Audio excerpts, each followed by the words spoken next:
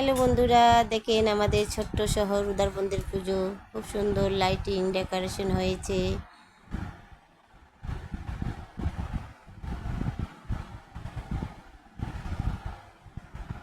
এইদিকে ঢোকার রাস্তা দেখেন, এদিকে ঢোকার রাস্তা।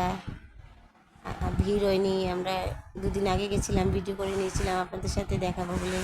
আর এই যে দেখেন প্যান্ডেলের ভিতর কত সুন্দর, দেখেন মায়ের মূর্তি দেখেন কত সুন্দর। আর আজকে থেকে ষষ্ঠী পুজো শুরু। আপনাদের সবার জন্য আমার দুর্গাপূজার অনেক অনেক ভালোবাসা